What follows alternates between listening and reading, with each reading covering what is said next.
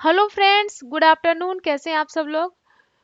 तो आज मैं बात करूंगी कि अगर आपका सीटेट पेपर 2 क्वालिफाई है और आप बिहार में 6 to 8 के लिए टीचर बनना चाहते हैं तो आप कैसे तैयारी कर सकते हैं, कि कौन कौन इसका फॉर्म भर सकते हैं, सीटेट में कितना मार्क्स चाहिए और इसके लिए क्या क्या पढ़ना है, ठीक है। और आपका ग्रेजुएशन में क्या क्या सब्जेक्ट होना चाहिए, क्योंकि बहुत से स्टूडेंट ये भी पूछते हैं कि ग्रेजुएशन में क्या क्या सब्जेक्ट होना चाहिए।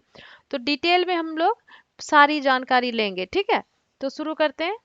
देखिए कौन कौन फॉर्म भर सकते हैं। फॉर्म भरने के लिए जो है इसमें आपका या तो डीएलएड होना चाहिए, क्योंकि डीएलएड जो होता है वो भी 1 to 8 के लिए होता है, ठीक है। या फिर बीएड होना चाहिए, क्योंकि बीएड जो है वो 6 से 12 तक के लिए है। तो या तो आपने डीएलएड पास किया है या बीएड पास किया है, पास होना चाहिए। एपियरिंग वाले के लिए ये नहीं होता है। तो 50% मार्क्स से आपका ये पास होना चाहिए, ठीक है। और अगर कोई कैटेगरी में आते हैं जैसे एससी ओबीसी तो उनको 5% का रिलैक्सेशन होता है, बाकी ऐसे 50%। ग्रेजुएशन आपका होना चाहिए और ग्रेजुएशन जो है उसमें आपका 50% होना चाहिए, ठीक है। उसके बाद आपका सीटेट पेपर 2 पास होना चाहिए। तो अगर आप जनरल हैं, ठीक है, चाहे आप बिहार से हैं चाहे आप बिहार के बाहर से हैं, अगर आप जनरल हैं तो आपको 60% मार्क्स चाहिए सीटेट में, यानी कि 150 में आपको 90 चाहिए, ठीक है। अगर आप बिहार से हैं या बिहार के बाहर से हैं। अगर आप फीमेल हैं, अगर आप फीमेल हैं और बिहार से हैं तो आपको 83 नंबर चाहिए। कहने का मतलब है कि 55% चाहिए, जो कि 55% जो है वो 82.5 होता है। अगर आप बिहार के बाहर से फीमेल हैं, उत्तर प्रदेश से या झारखंड से कहीं और से हैं, तो आपको 90 नंबर चाहिए। अगर आप कैटेगरी में आते हैं तो आपको 83 नंबर चाहिए, अगर आप बिहार से हैं। अगर आप बिहार के बाहर से हैं तो आपको 90 नंबर चाहिए, क्योंकि रिजर्वेशन जो होता है वो सिर्फ जिस स्टेट का एग्जाम होता है उसी के लिए होता है। अदर स्टेट वाले जो होते हैं वो जनरल काउंट होते हैं और उनको पूरा जनरल जैसा ही मार्क्स चाहिए, ठीक है। तो जो अदर स्टेट के हैं, चाहे वो फीमेल है मेल है, कैटेगरी है जनरल है, सबको 90 नंबर चाहिए। अगर अदर स्टेट से हैं, बिहार के जनरल है तो 90 नंबर चाहिए, बिहार के कैटेगरी में है तो 83 नंबर चाहिए, ठीक है। तो ये आपका इंफॉर्मेशन हो गया कि कौन कौन फॉर्म भर सकते हैं। उसके बाद देखिए आपका ग्रेजुएशन में सब्जेक्ट क्या होना चाहिए। तो 3 तरह का एग्जाम होता है। एक होता है आप मैथ एंड साइंस के टीचर बनेंगे, ठीक है। एक होता है आप एसएसटी के टीचर बनेंगे। एक होता है आप जो है लैंग्वेज के टीचर बनेंगे, जैसे आप हिंदी के बनेंगे, संस्कृत के बनेंगे, इंग्लिश के बनेंगे, उर्दू के बनेंगे। तो आपका क्या क्या होना चाहिए। तो ये लैंग्वेज जो है वो लैंग्वेज, अगर आप मान लीजिए हिंदी के टीचर बनना चाहते हैं तो या तो आपका हिंदी ऑनर्स होना चाहिए, या फिर अगर हिंदी आपके सब्सिडरी में है तो भी आपका चलेगा। जैसे आप संस्कृत के टीचर बनना चाहते हैं तो या तो अगर आपका संस्कृत ऑनर्स में है या फिर अगर संस्कृत सब्सिडरी में है तो भी आप लैंग्वेज पेपर भर सकते हैं। तो आपको पहले चूज करना पड़ेगा कि आप इस 3 में से कौन सा टीचर बनना चाहते हैं, मैथ साइंस के बनना है या सोशल साइंस या लैंग्वेज, और फिर उसके लिए क्या क्या आपको ऑनर्स में चाहिए ये मैं डिटेल में बताती हूँ। तो देखिए, अगर आप 6 to 8 में भाषा टीचर आपको बनना है, जैसे कि अगर आपको संस्कृत टीचर बनना है तो या तो आपके ऑनर्स में संस्कृत हो या सब्सिडरी में। हिंदी टीचर बनना है तो या तो आपके ऑनर्स में हिंदी हो या सब्सिडरी में। इंग्लिश टीचर बनना है तो या तो आपके ऑनर्स में इंग्लिश हो या फिर सब्सिडरी में। तो ये तो बात हो गई लैंग्वेज टीचर की। अगर आप एसएसटी के बनना चाह रहे हैं तो एसएसटी में अगर आप टीचर बनना चाह रहे हैं तो देखिए, इसमें आपका क्या होना चाहिए ग्रेजुएशन में।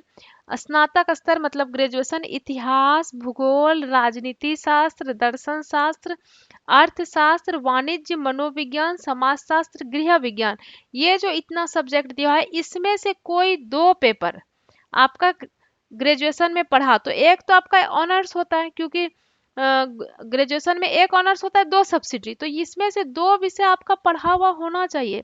या तो आपने सब्सिडरी में पढ़ा हो या एक ऑनर्स में पढ़ा हो, कोई दिक्कत नहीं है, लेकिन 2 विषय इसमें से जो है आपने पढ़ा हो अपने ग्रेजुएशन में, ठीक है। अगर आप मैथ साइंस के टीचर बनना चाहते हैं तो गणित, भौतिकी, रसायन, जीव विज्ञान, इस 4 में से 2 विषय जो है आपका साइंस से पढ़ा हुआ होना चाहिए, ठीक है।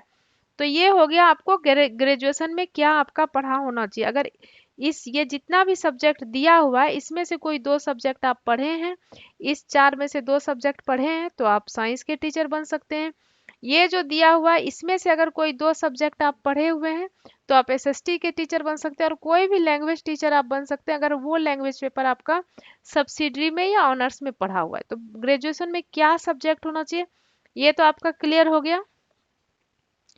अब देखिए सिलेबस क्या है, तो सिलेबस क्या है, इसका जो सिलेबस है वो आपको इसके लिए पूरा ही एनसीईआरटी पढ़ना पड़ता है। मतलब इसमें क्लियर लिखा नहीं है कि कौन कौन सा टॉपिक पूछा जाएगा। उसका अगर आप आइडिया लेना चाहते हैं तो उसके लिए आपको क्या करना पड़ेगा, प्रीवियस ईयर क्वेश्चन देखना पड़ेगा। ग्रेजुएशन वाला जो एग्जाम हुआ है टीजीटी वाला, उसका प्रीवियस ईयर, अगर उसका आप प्रीवियस ईयर देखेंगे तो प्रीवियस ईयर में आपको पता चलेगा कि सारा क्वेश्चन जो है वो 9th 10th के एनसीईआरटी बुक से है। और कुछ क्वेश्चन जो इसमें आता है वो 10th 11th के एनसीईआरटी से आता है। तो इसके लिए सबसे पहले आप प्रीवियस ईयर क्वेश्चन देखिए, ठीक है, जो आपका डाला हुआ है ऐप पर, लर्न बीसीटी ऐप पर डाला हुआ है। तो तैयारी आपको कैसे करना है, आप किसी भी एग्जाम का तैयारी करते हैं तो सबसे पहले आपको एनसीईआरटी पढ़ना पड़ता है। तो आप एनसीईआरटी के लिए क्या करेंगे, एनसीईआरटी के लिए जो है आप इस चैनल को सब्सक्राइब करेंगे और मंडे को जो है, मंडे से शाम 7 बजे लाइव रहेंगे, ठीक है। शाम 7 बजे आप लाइव रहेंगे एनसीईआरटी पढ़ने के लिए। सारा एनसीईआरटी मैं आपको पढ़ाऊंगी बिल्कुल फ्री में। सारा एनसीईआरटी इतिहास भूगोल नागरिक जितना होता है सारा पढ़ाऊंगी, और पढ़ाने के बाद जो चैप्टर पढ़ाऊंगी उस चैप्टर से किसी भी एग्जाम में, चाहे एसएससी हो, चाहे टीचिंग का कोई एग्जाम हो, चाहे बिहार का हो, चाहे कोई भी एग्जाम हो, हर एग्जाम में उस चैप्टर से जो क्वेश्चन पूछा गया है वो क्वेश्चन कराऊंगी। हर चैप्टर पढ़ाने के बाद उस चैप्टर का सारा आया हुआ क्वेश्चन, ठीक है। और वो जो आपका क्वेश्चन होगा वो आपको सिर्फ 99 में टेस्ट में भी मिलेगा। तो उसके बाद आप इसके लिए क्या करिएगा, आप इसके लिए लर्न बी स्वीटी पहले टेलीग्राम चैनल ज्वाइन करिएगा, उसके बाद learn B sweety app install करिएगा जिसमें आपको वो 99 का टेस्ट लेना है। पूरा एनसीईआरटी जब आप पढ़ लेंगे उसके बाद आप आराम से निकाल सकते हैं, या फिर जब आपका फॉर्म निकल जाता है टीजीटी का उसके बाद आप चाहे तो कहीं बैच ले सकते हैं। लेकिन बैच लेने के पहले भी आपको एनसीईआरटी पढ़ना ही पड़ेगा, ठीक है। तो मंडे से आप रेगुलर रहिए पूरा एनसीईआरटी पढ़ने के लिए। और अगर वीडियो पसंद आया तो वीडियो को लाइक कर देंगे जरूर, सब्सक्राइब कर लेंगे ताकि मंडे से जब 7 बजे लाइव हो तो आपको नोटिफिकेशन मिल जाए, और जितना ज़्यादा हो सके आप शेयर करेंगे, ठीक है। चलिए, तो तैयारी अभी से शुरू कर दीजिए। All the best.